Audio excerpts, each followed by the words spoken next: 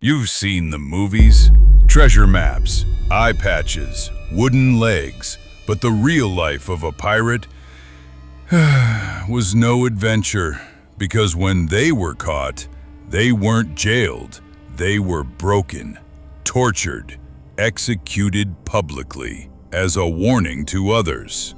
Today, we dive into the brutal reality of what happened to real pirates when the noose, the lash, and the iron came for them. This isn't fantasy, this is real history. During the golden age of piracy, between 1650 and 1730, pirates were hunted like animals. They attacked ships, stole gold, and terrorized coastlines. And kings and empires wanted them wiped out. Piracy wasn't just theft, it was treason on the seas. If you were caught, you weren't just a criminal, you were an enemy of the crown, and that meant no mercy. When a pirate ship was surrounded by Navy vessels, the battle was often brutal. Cannons, musket fire, boarding with swords. But if the pirates surrendered, they didn't escape punishment. In fact, surrender was just the beginning of the nightmare. Captured pirates were shackled, paraded through towns, and thrown into dark, disease-ridden jails. But they weren't left to rot quietly. Governments wanted to make an example of them, to scare future pirates into obedience. One of the first tortures pirates faced was the lash. The cat of nine tails, a vicious whip with 9 leather strands, often embedded with metal or bone. Pirates were tied to posts, stripped to the waist, and whipped in public. 30 lashes, 50, sometimes more. Each strike tore flesh off the back, blood poured, skin shredded. Some died from infection within days. It was punishment, but also a show.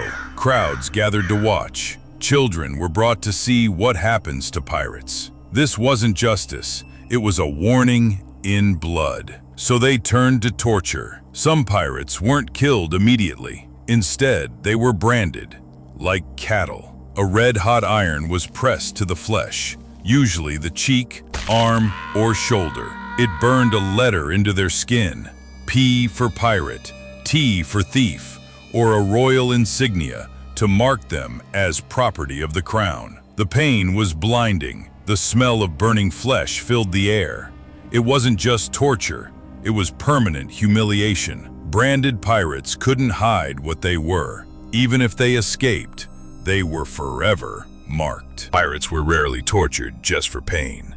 The real goal? Information. Where was the treasure buried? Who were their allies? What other ships had they taken? To get answers, interrogators used cruel methods. One infamous device was the strappado.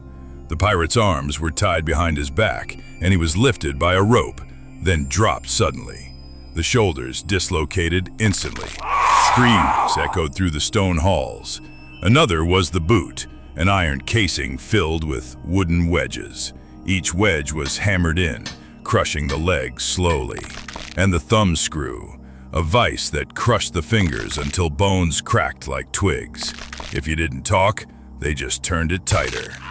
Those awaiting execution were thrown into hellish jails. No light, no fresh air. Rats crawled across their bodies at night. They slept on cold stone, ate moldy bread, drank from dirty water buckets. Some pirates lost their minds before they ever reached the gallows. But death still came. And when it did, it was a show the town never forgot. In London, pirates were hanged at the infamous execution dock on the River Thames. The location was symbolic, facing the river they used to plunder. They weren't dropped from the platform like modern hangings. They were slow hanged. The rope tightened gradually. It could take 2 to 3 minutes to die, sometimes longer. They kicked, twitched, choked. Crowds cheered, spit, or threw rotten food. And after they finally died, the punishment still wasn't over.